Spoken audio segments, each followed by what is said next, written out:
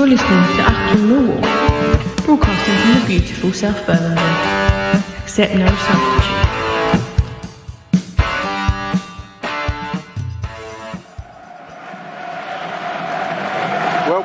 Welcome, dear listeners. Welcome to the romantically named Select Car Leasing Stadium on Junction 11 of the M4 in Reading, Berkshire. You're joining me in a very cold and a very grey, used to be called the Majeski Stadium, for the visit of the Lions to Reading this afternoon. Good travelling support. I don't know how many. I thought 2,000. It feels like more than 2,000 in fine voice, and made the journey down from the big smoke to Berkshire this afternoon. Lions, of course, are looking for that fifth victory on a roll. Can we do it? Can the Rowett train keep rolling? Well, 90 minutes this afternoon will test that out, dear listeners.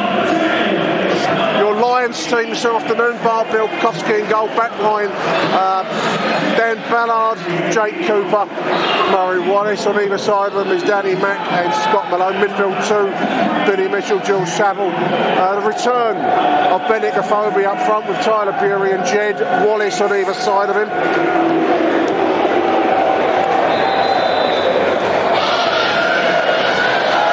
Strangely soulless stadium, the Reading ground. It's was one of the forerunners, wasn't it, of the retail park movement of the 1990s. I kind of don't mind it and hate it at the same time. It's a very hard thing to put into words. God help us if Millwall ever subs out his stadium name to something like the Select Car Leasing Stadium. God preserve the chief exec that decides to do that. Lions will be attacking the Eamon Dolan stand away from our ends, so it's kind of in accordance with the teachings of the Venerable Bede in 9th century Anglo-Saxon England, which they will be attacking the away end of the second half, dear listeners. Reading, of course, just hover 6 points clear. In fact, I don't know if that's hovering. It's enough clear blue water to feel somewhat not relaxed, but there's comfort in that 6 points above Barnsley in the third place relegation position. Lions sitting fourth in the form table, 11th in the real table. As we've said a few times, for Gary Rowett, with the injury crisis that has bedeviled the club all season one way and the other, for him still to be maintaining interest in the season going into March is some achievement, in my humble opinion, dear listeners. Yes, there is a drummer that's listed on the away fans guide.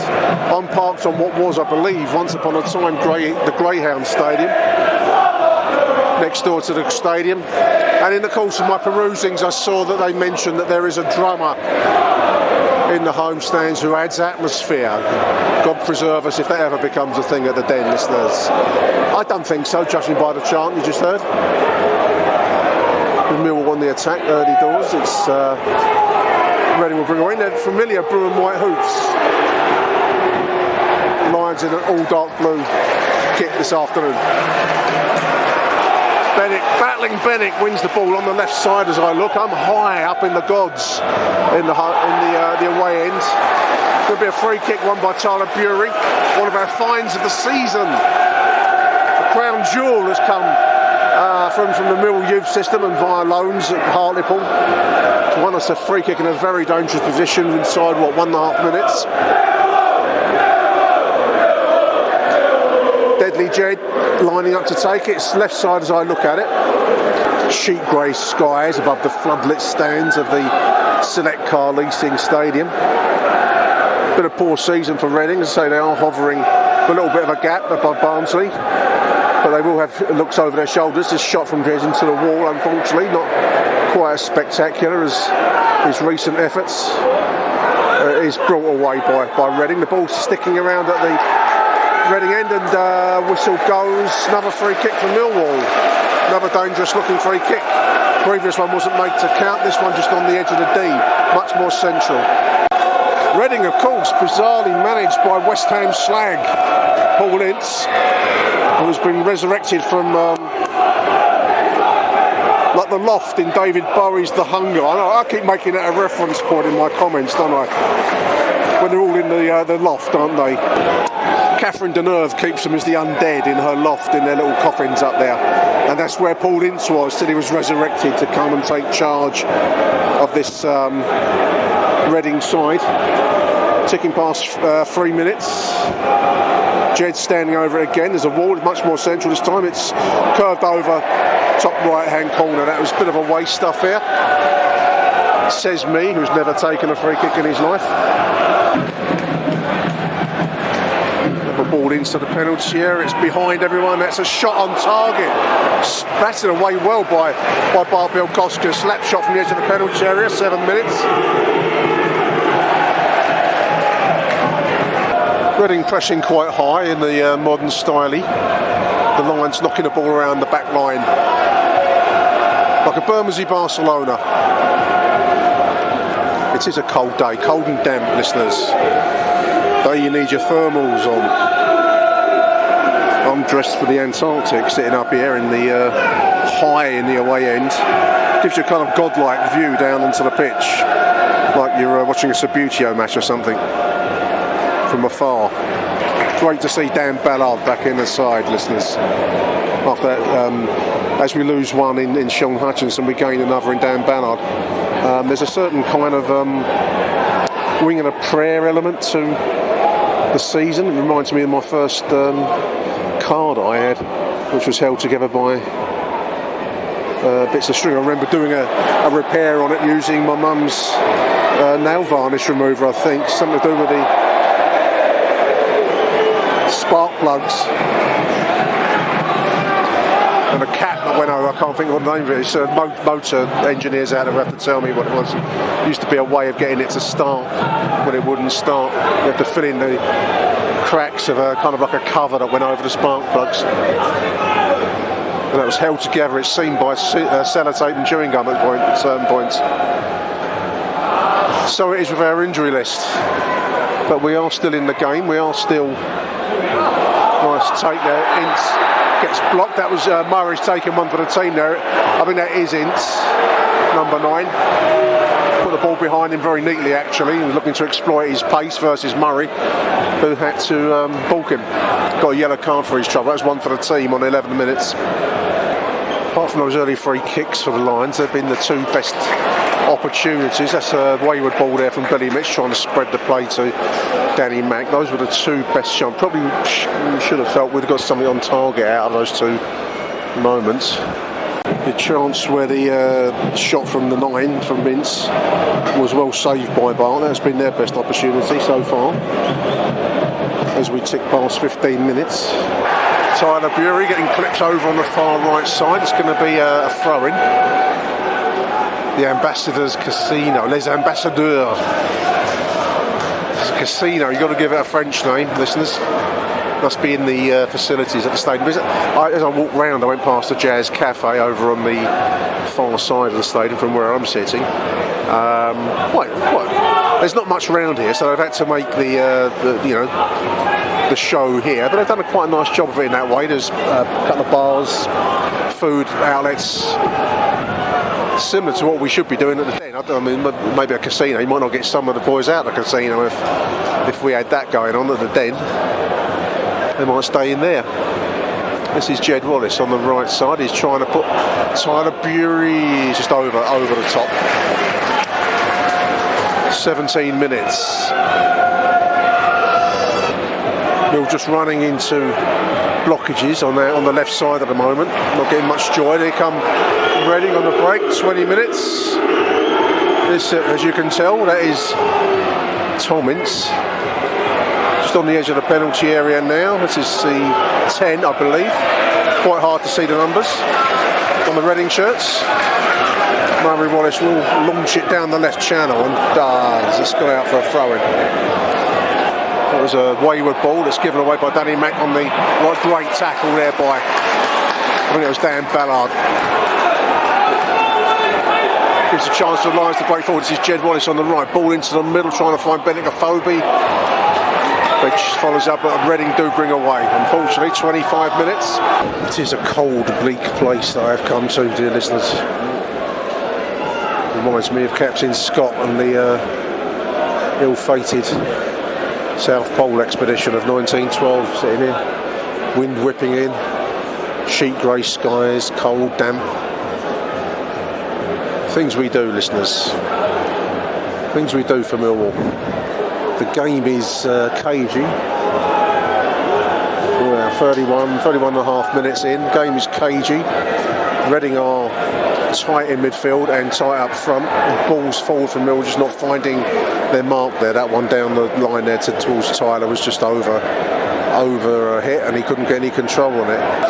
Reading now coming down their right. This is Ince, as you can tell from the boos. Just on the edge of the Mill penalty area. That's going to go for a corner. Right-sided corner from Reading. 35 minutes.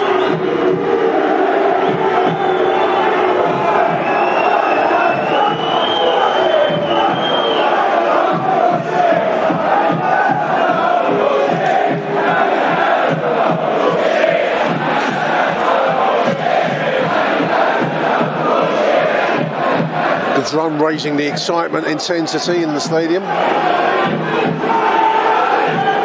Near post ball, that's cleared nicely high into the air by Bennett Afobe. Chance for Jed to break. He's got Tyler Bury with him. Overhit. Bury clipped by defender. Referee lets play go on. Now it breaks to Danny Mack on the right side. Just as we're looking for a free kick. Shot from distance, saved well by the goalkeeper. 36 minutes. Shot from the right side of the penalty area by Danny Mack.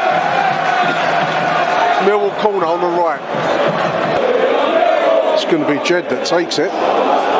Little flurry of excitement just as we're starting to sink into a cold-induced stupor there, listeners. End-to-end play. As it is, Millwall corner, right side. Jed Wallace sprint puts it into the middle. It's deep. It's 1-0 Millwall! Jake Cooper! Tools in the home fans. Ex-Reading player, of course. Headed in quite simply in the left side of the Reading goal. As per the Jake Cooper playbook. Goal machine, Jake Cooper. Juicy Jake.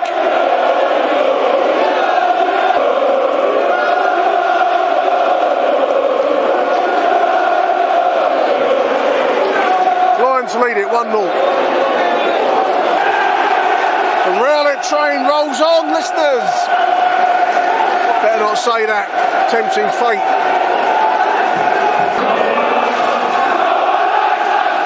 First clear chance for the Lions. Put away with aplomb by Big Jake, Juicy Jake Cooper. There's a bloke down to our left who wants to take on the Millwall ends. He wants to take on 3,000 Millwall single-handed. He's offering them all out into the extensive car parking area that surrounds the stadium. Brave man, brave man. Stewart's time to sit down.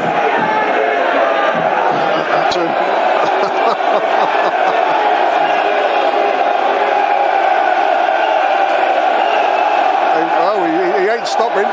He's consistent in his opinion. 40 minutes, listeners. Bit of excitement, bit of warmth and energy inside the stadium.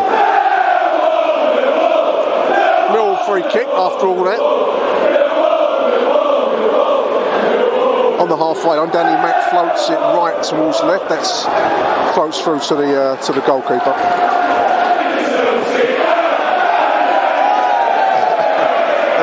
He's up for it. Your man's up for it. He'll have to get slung out, I think. The entreaties of the steward have not prevailed. He's still up, giving it some.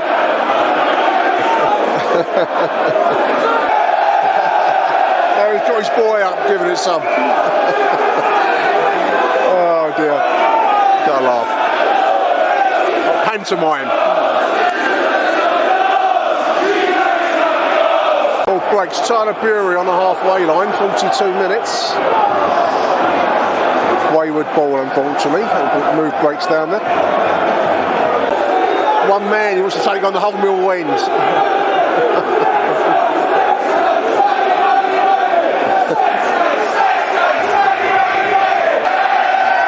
Displaying his rather pasty white chest. I don't know what. Now here come three men, team to escort him from the premises, I think. His moment of stardom is done. Now his girlfriend's giving it some as well.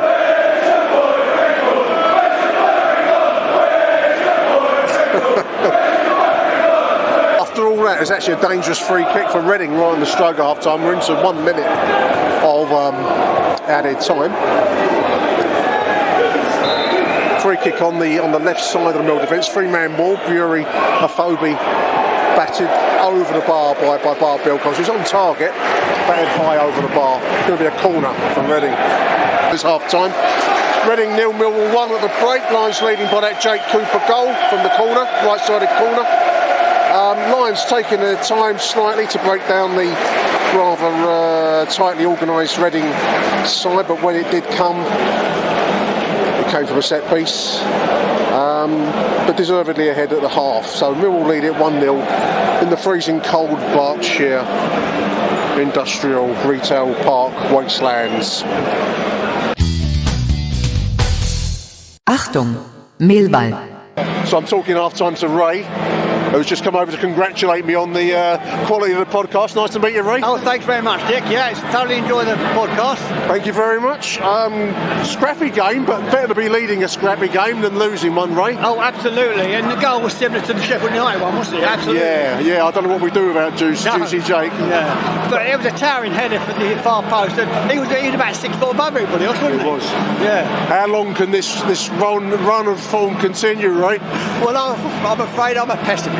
You're a pessimist. How long have you been going for, mate? 57. You are a pessimist. Yeah, I'm a pessimist. You've learned that. And an idiot. An idiot. That's a Millwall slogan. I'm a pessimist and an idiot. Yeah. But the thing is, I always think that you can have a 5 winning run, or you can have a 5 losing run. It's as simple as that. Absolutely. We know Millwall. Absolutely. I can go to most games. When you sit at the East Stand, they say, "What do you think today, Ray?" I said, "I ain't got a bloody clue." I've got a clue. 1957, what was your first game? Can you remember it? Yes, it was. It was a reserve game. I was 10.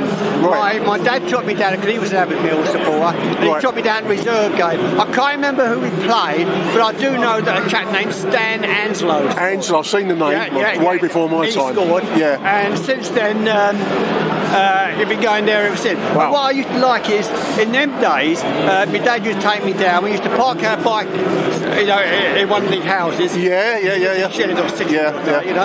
And you could, my dad would say, "Wait here." And after a while, the players would come out, and I used to try and get their autograph. But they just walked out and walked down the road. Yeah, they didn't different get times, goals. weren't they? Oh, yeah. Were you a local boy then? Well, I was born in Brixton. Right. And I lived in London till I was 21, but because of work and I moved to a place called Aylesbury in Bucks. Okay, yeah. right. So because of work and that, but I've been going ever since. You retained your Millwall allegiance. Oh, absolutely. I was season ticket and everything. Yeah, but I come down by train now, so it's, Yeah. But no, but who's your favourite player of all time, Ray? there's no question, Joey Bulford. Right. Joey Bulford, he was so excited.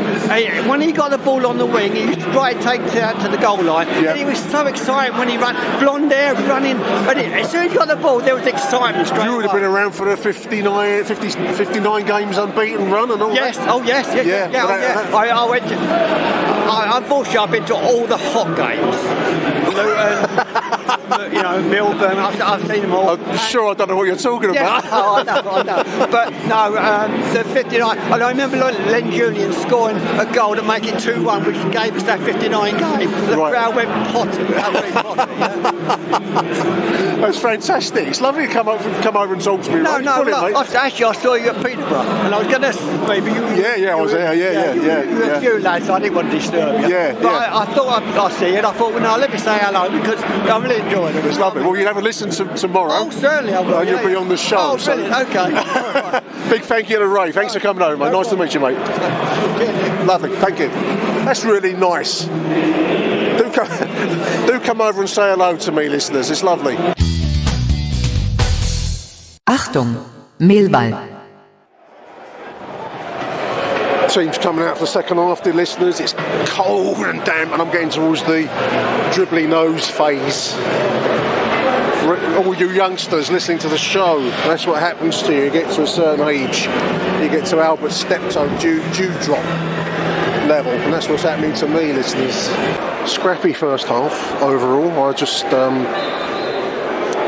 Scrappy first half overall, but better to be leading a scrappy first half than be behind in it. I think you'd agree. Lions just rather ran into a wall of midfielders and defenders in the first half. We slightly lack the imagination that sometimes to break certain types of defence down, don't we, listeners? And no surprise for me that it was the standard set-piece corner to Jake Cooper that produced success for us in that first half. Loose ball on the edge of the penalty area there. There's a chance. Great defence by Millwall. There was a little bit of a loose ball for a moment there as Reading came forwards. 48 minutes. Lions dodge a slight bullet there, I feel. It's Scotland just running into channels into cul-de-sacs. I'm trying to think of a metaphor, and it's too cold for a decent metaphor, listeners. I'm getting the shivers sitting up here. Big shout out to Tony, I was talking to at half time as well. Came over and said hello to me. It's really nice when people introduce themselves to me. It's a little bit disconcerting sometimes when people say nice things about you, but very, very kind. Thank you very much to Tone. Ball breaks offside, thankfully. Or was that a push? Might have been a push. Mill crowd just trying to urge on the Lions. We're just under a little bit of pressure.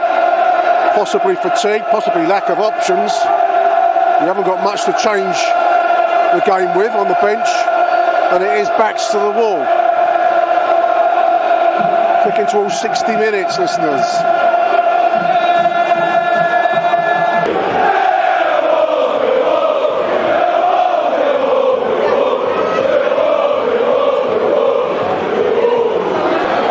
Seems a bit churlish to be critical of a Millwall side that's leading.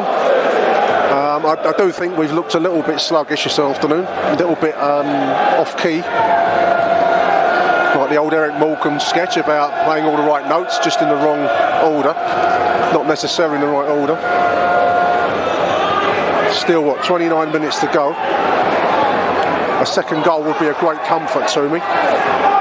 Last quarter of the game, listener, 67 minutes. Reading moving the ball around more freely in midfield. Ball into the box, that's hoof clear, not very far.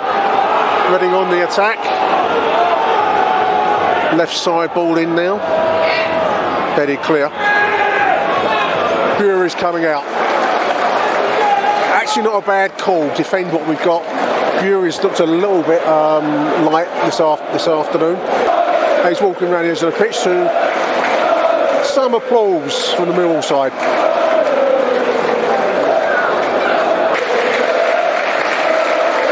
Not been his most decisive afternoon, in fairness to him.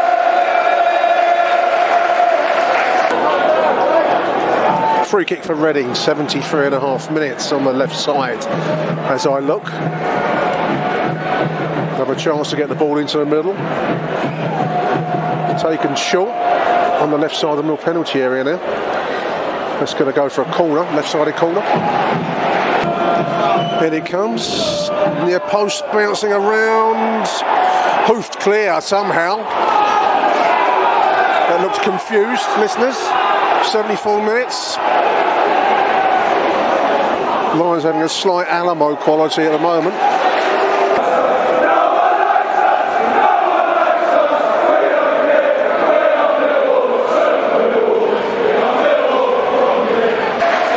Little substitution, couldn't quite hear who that was. Conor Mahoney coming in for Wallace. Okay. 85 minutes. A rare outing for the lesser-spotted Conor Mahoney. Not right to the editor of the Times. I've spotted the first Conor Mahoney of spring. It's an obscure joke there. I know. Jared Wallace takes the acclaim to the Millwall end as he walks past us.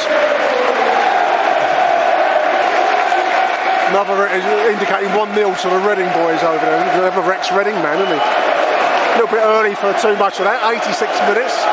If the Lions hoof it clear, you can hear the applause for Jed. I imagine that the walking past the Reading section, he got a little bit of saucy bands down there, so he indicated 1-0. Much to the approval of the travelling support listeners. This is 87 minutes.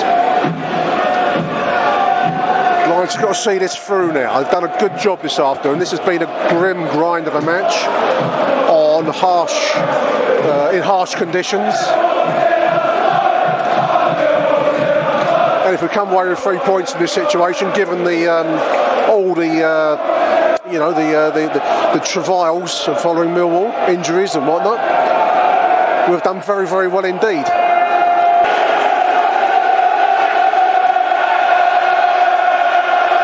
Lions fans going into celebration mode.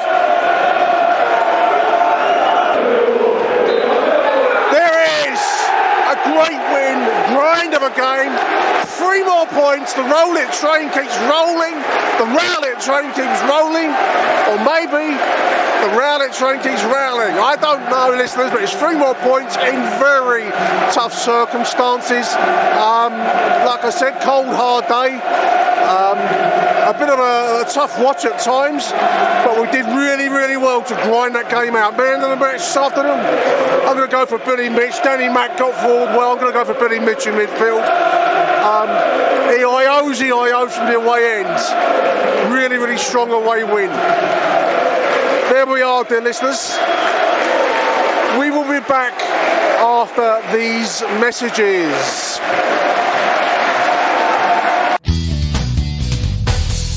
Achtung, Millwall.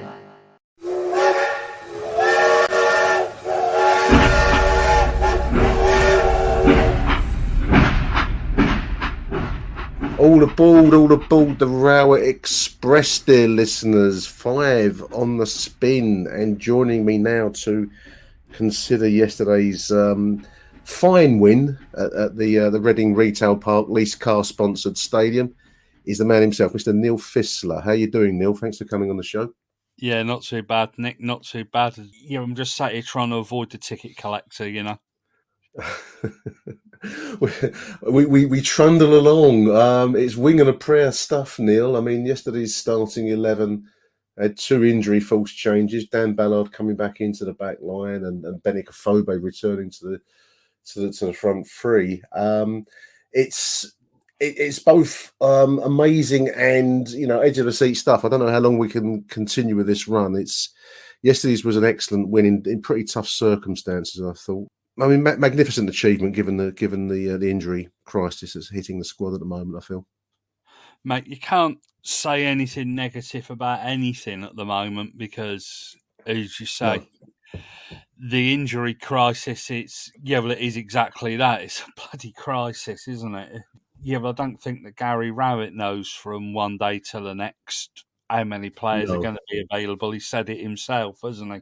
So the fact that we're now 5 unbeaten and he's having to play players or put players on the bench that he probably wouldn't put on the bench. I'm thinking Connor Mahoney, Therese Briscoe, is it?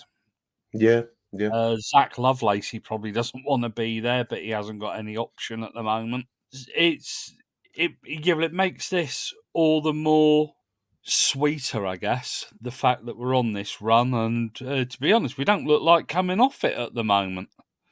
Defensively and midfield wise, we are looking like rocks. I mean, I was trying to think how to analyse yesterday's game, listeners, because it was a tough game to be at. It was absolutely freezing, and I've read a lot of stuff criticising the Reading iFollow stream. We'll come back to that, but believe me, I wondered whether who had it better at points, because it was freezing in that soulless bowl of a stadium there, Neil. So I think you're right. I think you've got to take your hat off sometimes to sporting achievement, even though it's in circumstances that are pretty tough because, a number of players, first choice starting 11 players that are out of action at the moment. And the starting 11 yesterday: Bart, Murray Wallace, Jake Cooper, Dan Ballard, Malone and McNamara, Billy Mitch, George Saville, then the front three of Bury, Afobe and Jed. I mean, it literally does pick itself because there's no one else really that's available. I mean, look at the bench. I was thinking to myself halfway through a tough first half, how are we going to change this? Because I thought we were struggling to break down a Reading side that was just occupying space a lot of the times and making it difficult for us. But look at the bench, and no disrespect to any of the boys, but Alex Pearce, Connor Mahoney, who we did see in the end, George Evans is probably about the only player that you can bring on that might make a change of some sort. And then you've got Hayden Muller, and then the two kids, Briscoe and Lovelace. It's a pretty tough situation managerially for Gary Rowett, really, Neil, at the moment, isn't it? It is, and he's doing a quite a remarkable job. I know that we like to criticise him and say that we want more entertaining football, but you've got to say the geezer is doing an absolutely magnificent, blinding job at the minute, isn't he? Absolutely. Yeah, well, you're right. It was quite a tough ask, and to be honest, it had me worried when we had Murray Wallace and I think Jake Cooper booked in the first 15, 20 minutes or whatever it was. Yeah, but I was thinking, for Christ's sake, don't do something stupid. No. Because we can ill afford to be without players at the moment. A one-match ban, or even worse, would have ramifications that we probably couldn't deal with, especially as we've got a game. Games are coming thick and fast, aren't they? I know that we're at Blackburn on Tuesday night, aren't we? Yeah, we're home next weekend. I think we're probably home next weekend. So you've got to take your hat off to Gary Rowett and say, good luck, mate. Whatever you're doing is absolutely magnificent. And I think this is where Millwall are at their best. We've got our backs to the wall. We're facing deep adversity in the injury crisis, and we're just fighting, aren't we? Very well backed by the crowd yesterday, because Reading's one of those plastic clubs, aren't they? That they don't sing, they don't make any noise, they don't do anything about it. The only thing they ever do was clap at the virtue signalling of the taking of the knee before the game. They do have a drummer, listeners. In fact, I think they had two drummers. It was it made me laugh in the away fans guide, and I was reading just to see what the parking might be like down there.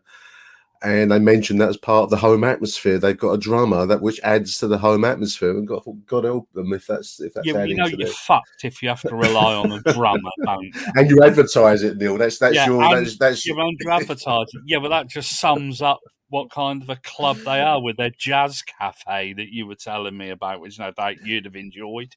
But it's more cultured than the rest of us, Nick. Yeah, thank you very much. I parked in what was the old Greyhound Stadium, listeners. So I walked around the Reading end, I suppose you'd call it. And I mean, we were just saying off air, Neil, weren't we? I mean, in a way, as a ground, there's nothing there. I mean, it's in the midst of a retail park. It was one of the first retail park stadiums of that whole wave of redevelopment. And I mean, they've not done a bad job in the sense of there's a jazz cafe, there's a number of food outlets and places selling beers and whatnot as you walk around that end. It remains a bleak location. It's both pleasant and soulless all in one. I struggle with it as a location, Neil. It's that very modern football kind. It's almost the epitome of modern football in a way, you know. You can't love it, but you can't find good reasons to really dislike it, because they do have stuff there that, you know, even we struggle with at the Den at times. But no, I mean, back to the game. I mean, it was a tough grind of a performance, magnificent in its way. I do think you're right, Neil. I do think we respond best as a club and as a support base and as a group of players, because one thing that really struck me yesterday was the celebrations at the end of the game when finally, you know, the win was in hand and in the bank. There's a real sense of togetherness between these players and the Millwall fans. The travelling I think it's 2,100 made that journey a real sense of togetherness, and that's us at our best, mate. That's when we come into our own, isn't it? Yeah, absolutely, and the support was magnificent yesterday. You could, It yeah, was. it came across on iFollow all afternoon. Yeah. The singing, and we'll come on to the snivelling little weasel from BBC Radio Berkshire at some point, because he just couldn't get his head around the fact that Millwall were having a good day out and that we're actually enjoying ourselves, and it actually irked him. Superb to hear. It was that and the meltdown that he had at Paul Ince on the final whistle, where he, oh mate, it was just absolutely magnificent. He I was wish just I'd heard it. I wish we should have listened to it. yeah, he was just No, incredulous that little old Millwall, the team that he disliked, and he made. Yeah, he was more one-eyed than Cyclops, this little snivelling little weasel. And we do seem to get under their skin, Neil. I mean, to talk about the goal, which was, I suppose it was always going to come from the set piece. It was almost a repeat of Jake's goal last week against Sheffield United. Another corner cross this time, and there's Jake at the far post to head home with authority, and 1-0. I thought it was always going to be something like that gave us a goal yesterday, because we were in truth struggling to break them down at certain points in that first half, I thought, which is a consequence of having lack of options, lack of players that can come in and actually take a game, take it apart. But when it did go in, I thought he was giving it to the home fans, Jake. He's celebrating in front of the Reading end, but I think he was actually making a reference to Eamon Dolan, who was the must have been a youth team coach there. That end is named the Eamon Dolan stand, and he was making a gesture to the sign that's at the back of that stand, which was quite a nice gesture. I'm amazed they didn't take it in the right spirit. Yeah, they wouldn't take anything in the right spirit. Yeah, no, Eamon Dolan was a youth team coach. I think he's a former West Ham coach as well. Is he? West Ham Okay. player. Yeah. And mate, to be honest, I thought that we started quite well. I know that we had a couple of free kicks in the first 5 or 10 minutes, which two. Yeah, that's right. Which actually, given another day, I think that old Jed Fernley himself, yeah, he slightly wasted them, didn't he? I think one went into the wall and the other went into over the bar. Yeah, I thought in real time, I thought he would be disappointed not to have tested the goalkeeper at least from one of those two opportunities. Yeah, and they had and you actually thought to yourself, this is going to be a good afternoon. This is. Yeah, they came back into it a little bit though. And I thought at certain points that I just think tiredness was maybe catching up with us a little bit during the course of that first half. They had a slap shot from the edge of the penalty area. I think Bart batted it over quite neatly. And I thought, oh God, if we concede, then I don't know. It's just, you just get a sense that maybe the show wouldn't continue. But we did well. I've got to take my hat off to the Millwall midfield and defence yesterday, because there were points they didn't exactly take the game to us, but they had opportunities and we kept them out. And a tired team doesn't always do that, Neil, does it? So I think you got to respect that as a fighting defensive win, and I think that's a wonderful thing to be able to say at this stage of the season. Yeah, but I think almost his defence is probably with the exception of Sean Hutchinson, is probably probably his first choice defence. Yeah, not far short. Yeah. It wouldn't be far short of it, apart from Sean Hutchinson. Yeah, I agree. That would be the only area of the team that would be his first choice at the minute. And they defended like warriors, didn't they? And absolutely. You can see that he probably wants to change things. He probably wants to rest some people, but he can't at the minute because obviously he hasn't got the numbers. No. But fair play to George Saville. I thought George Saville was man of the match yesterday. I thought it was absolutely magnificent. It was probably his best performance since he's come back to us. Yeah, I doubt there'll be somebody that will tell us that he's had a better game somewhere, but certainly I can't think of it offhand. I thought he was very industrious, very workmanlike, wasn't he? Billy Mitchell as well had a superb game next to him. I thought that Jed Wallace, it was a bit disappointing on his return to his hometown club, wasn't he?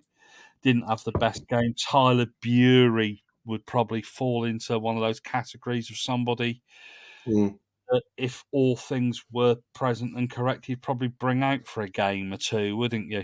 It wasn't a front three day yesterday, Neil, was it? It wasn't a good day for the attack yesterday. I mean, we started bright. You're right. Those 2 free kicks, I thought we probably would have hoped to have made more out of them. But otherwise, the front three and the attack, it wasn't the best of days. I'm certainly not knocking anyone because it wasn't that kind of performance. But I think that you're right. I think Bury could probably do with a rest, but back to square one in terms of choices. I mean, I suppose Conor Mahoney might be the only other candidate that's on the bench at the moment, but Gary Rowett doesn't seem to rate him enough to start him.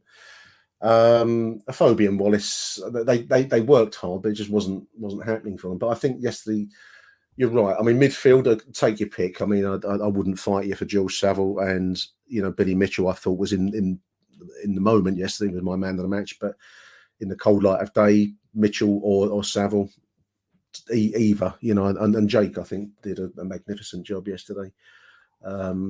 Considering he got a silly booking, he picked up a silly booking, and that puts a lot of pressure on the player, especially as got to be really mature after that. Absolutely. And as for the towering header for the goal, it was absolutely magnificent, wasn't it? His ball came and absolutely smashed it, and goal machine. Thank God we've got we've got him. I think Reading were fearful. Certainly the snivelling little weasel was fearful that was one of their Achilles' heels, was their set piece. I think they've conceded quite a lot of goals that way this season. Yeah, it wouldn't surprise me at the moment. Well, they'd conceded 60. So it'd be 68 now after yesterday. Yeah, they conceded 68 goals in the season. I could see why. They kind of got bodies in front of us, which we struggled to break down across the game. But set pieces are always going to be, and Jake Cooper with his aerial threat, I think, will always be our go-to choice. And we're at the time of the season now, Neil, where it doesn't really matter how the goals go in. I'm not going to get picky over whether we've created an object of beauty or it's gone in off of Jake's bum. I don't care. It's just got to get into the net, and that's what's happening. So fair play to that. I want to take my hat off to the travelling 2,000 Millwall fans yesterday. You're right. The noise inside the stadium was very loud, and there was one or two pantomime moments with stewards slinging Reading fans out, and a lot of humour to be had, as well as the standard Millwall support. And I think that there's nothing better as a Millwall fan than to be part of that travelling away group when we've won a game in these kind of backs to the wall situations. Wonderful stuff. It was a Millwall piss taking away day, wasn't it? Inside the ground.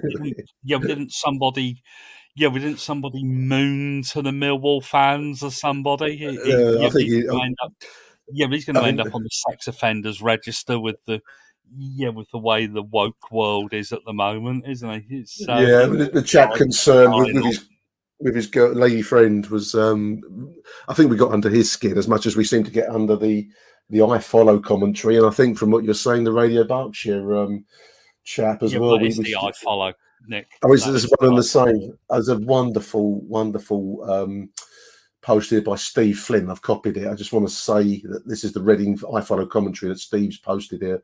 There's not a worse sight in football than seeing Millwall fans in the ascendancy. I just think that's got to be a wonderful slogan. There's no worse sight in football than Millwall fans in the ascendancy.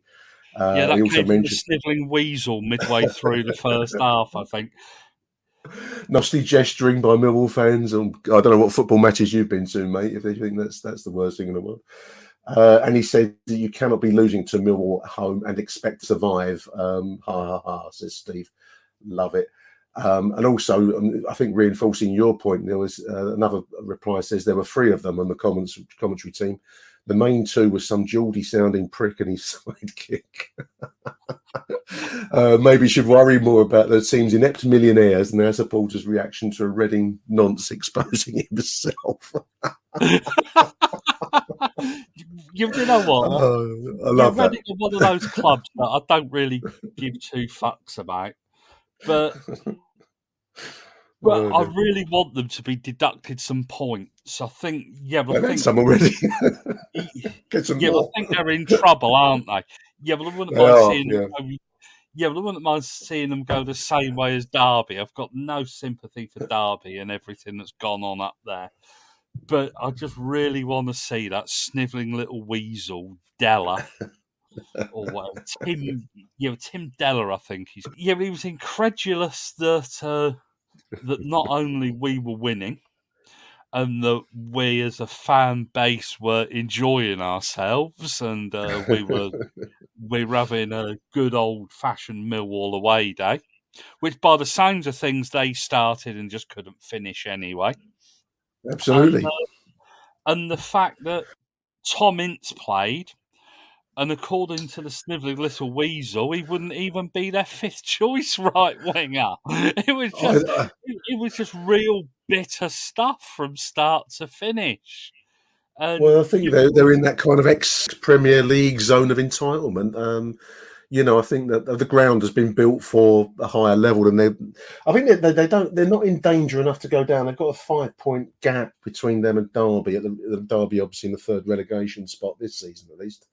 So they should have enough clear blue water to survive that. But League One football would be a blow for Derby, let alone for Reading, because the ground is built for the big time. But no, I know what you mean. It just makes you laugh when you read these comments.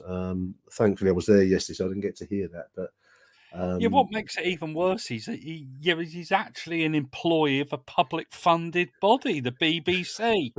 Defund the BBC. Don't pay your licence fees, listeners. I know that we're Millwall and we probably don't pay it anyway, do we?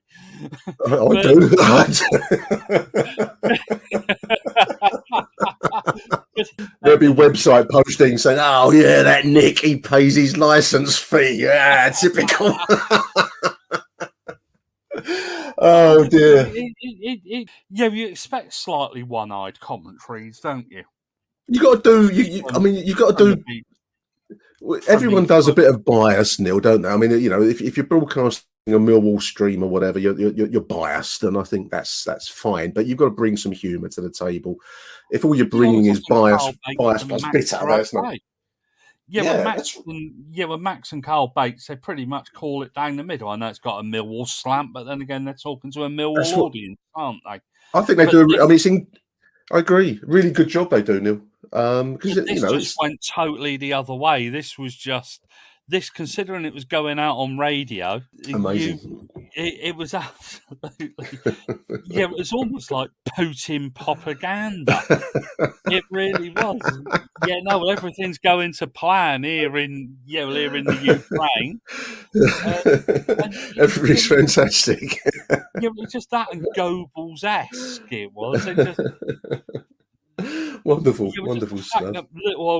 But when he begrudgingly at the start of the game, Millwall's one of our bogey teams. They've beaten us, I think it was 4 times in the last 6. They've had quite a few bogey teams this season, 20 of them, looking at the loss tape. Anyway, Blackburn away on Tuesday and Middlesbrough at home next Saturday. 2 big games, Neil.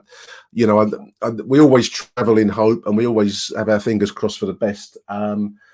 Like I said, I think I said to you on a previous show, I just think that the squad lack of squad depth at the moment for all the reasons we've said might be the undoing of us. But it's just an amazing achievement. I think it's worth taking a moment just to say well done to the squad and to Gary Rowett and his team to still to be in the mix coming towards the the early to mid stages of March. I think, given where we've been at certain points this season, it's a massive achievement, and you've got to acknowledge that in the sporting sense because not long ago we were saying that the season's done for and we're just batting our way out for a quiet conclusion. Well, we've not got that. We've got this 5-game winning streak now, and 10th in the table, Neil, and 3 points off a 6th spot. Wow, that's quite something.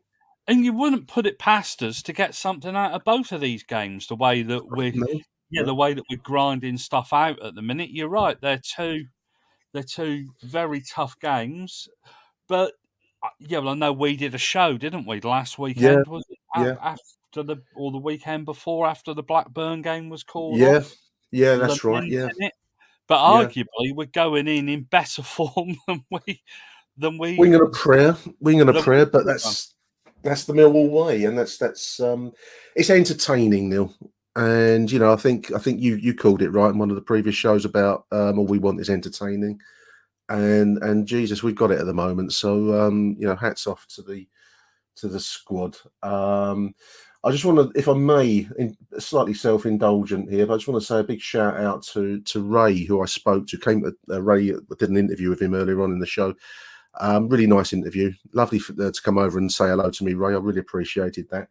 Also, Tony, I think he said he was from Peckham, introduced himself to me at half time. I was getting very cold by this stage, Tone, so I'm sorry if my social niceties were less than what I would have hoped for.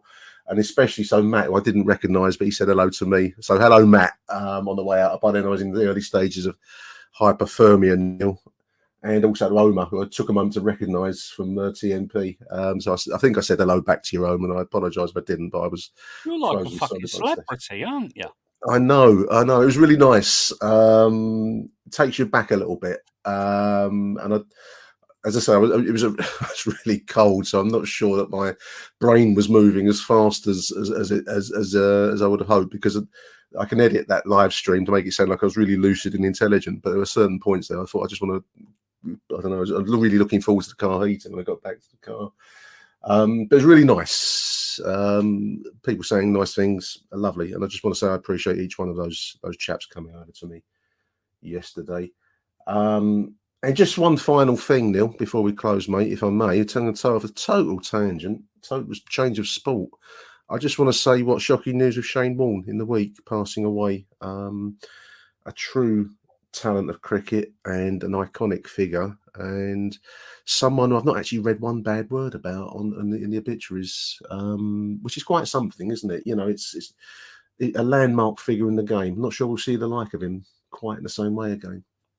No, probably actually the best spin bowler that's ever. I know that we're both huge cricket fans. Yeah. I don't think we'll ever see the like of again. And you've got to admire him. If you can pull Liz Hurley, you're doing something right in life. Absolutely.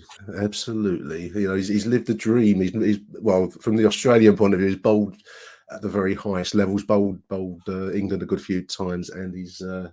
How can we put it politely? He's achieved things that all of us would have dreamed of. So also hats off to our older figure, but one that I remember well from the 70s, Rodney Marsh, great wicketkeeper for Australia. So it's been a tough week in the news generally, but also from a sports point of view. So I just wanted to say a little RIP to Shane Warne and to Rodney Marsh. And apologies to anyone that tunes in. This is a Millwall show, football show, but well, there we are. This is the way we roll. Big thank you to Neil Fissler for joining me Sunday morning, mate. Appreciate it. Thank you very much indeed, Nick. Arrivederci Millwall. Bye for now. Thank you for listening to Achtung Millwall. If you enjoyed the show, please head over to Apple Podcasts and leave us a cheeky little review. Arrivederci Millwall. Till next time. Who do you want to watch?